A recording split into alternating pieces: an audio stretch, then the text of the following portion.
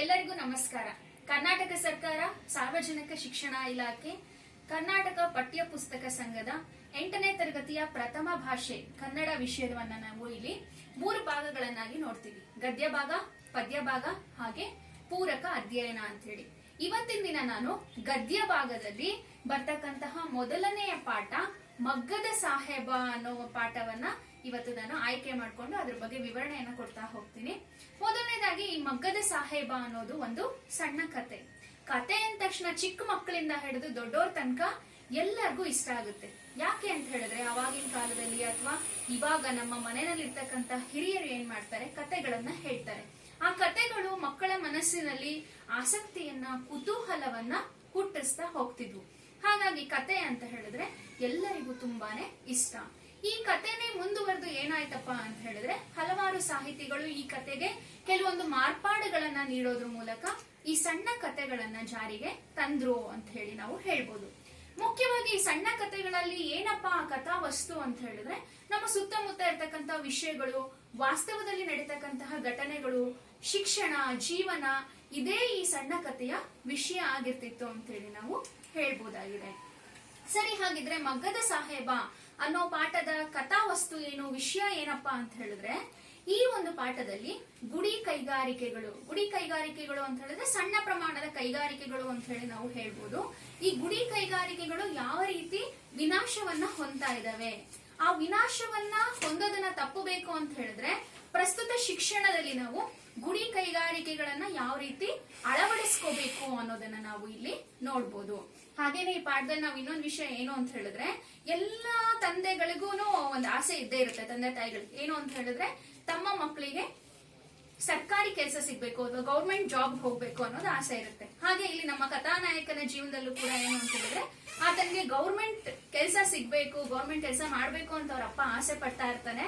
ಆದ್ರೆ ಆ ಬಾಲಕ ಏನ್ ಮಾಡ್ತಾನೆ ಅಂತ ಹೇಳಿದ್ರೆ ನನ್ಗೆ ಯಾವುದೇ ಸರ್ಕಾರಿ ಉದ್ಯೋಗ ಬೇಡ ಅಂತ ಹೇಳಿ ಅದನ್ನ ತಿರಸ್ಕಾರ ಮಾಡಿ ತಾನು ಸ್ವಂತ ಉದ್ಯೋಗ ಮಾಡ್ತೀನಿ, ನನ್ ಕಾಲ ಮೇಲೆ ನಾನು ನಿಂತ್ಕೊಂತೀನಿ ಅಂತ ಹೇಳ್ಬಿಟ್ಟು ಏನ್ ಮಾಡ್ತಾನೆ, ಯಾವುದೇ ಸರ್ಕಾರಿ ಉದ್ಯೋಗವನ್ನ ಅಪೇಕ್ಷಿಸದೆ ಒಂದು ಸ್ವ ಉದ್ಯೋಗವನ್ನ ಆಯ್ಕೆ ಮಾಡ್ಕೋತಾನೆ. ಆಗ ಅವರ ತಂದೆ ತುಂಬಾ ಆಕ್ಷೇಪವನ್ನ ವ್ಯಕ್ತಪಡಿಸ್ತಾರೆ.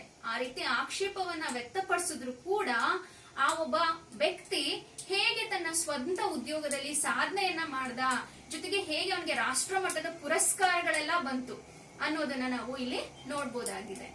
ಇವಾಗ ಈ ಪಾಠ ಸ್ಟಾರ್ಟ್ ಮಾಡೋದಕ್ಕಿಂತ ಮುಂಚೆ ಈ ಪಾಠ ಯಾರು ಬರೆದ್ರು ಅಂತ ಹೇಳಿಬೇಕಲ್ವಾ.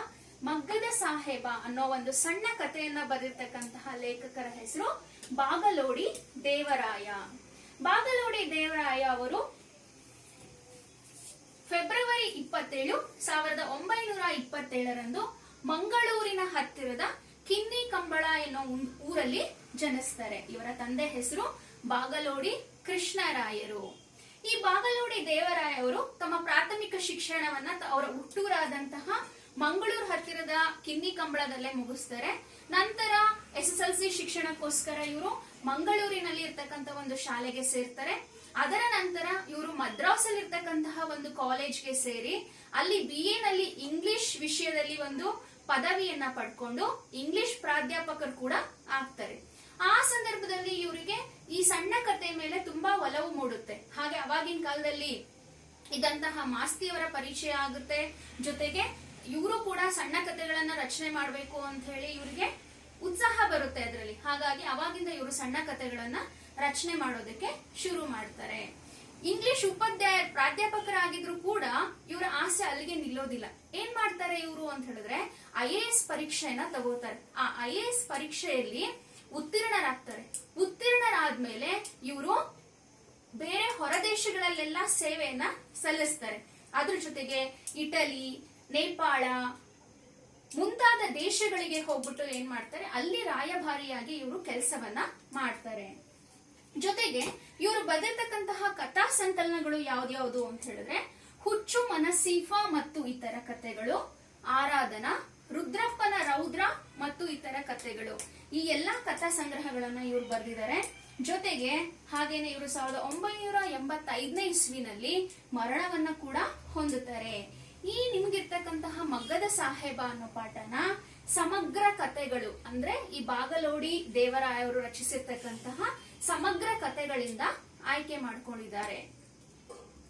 ಸರಿ, ಇದುವರೆಗೂ ನಾನು ಹೇಳಿದಂತಹ ಕವಿ ಪರಿಚಯ ನಿಮ್ಗೆಲ್ಲ ಅರ್ಥ ಆಯ್ತು ಅಂತ ಹೇಳಿ ತಿಳ್ಕೊತೀನಿ. ಇವತ್ತಿನ ಗೃಹ ಪಾಠ ಅಥವಾ ಹೋಮ್ವರ್ಕ್ ಏನು ಅಂತ ಹೇಳಿದ್ರೆ, ಬಾಗಲೋಡಿ ದೇವರಾಯ ಅವರು ಸಣ್ಣ ಕಥೆಗಳನ್ನ ಬರೆಯೋದ್ರಲ್ಲಿ ತುಂಬಾ ಫೇಮಸ್ ಅಂತ ಹೇಳಿದೆ.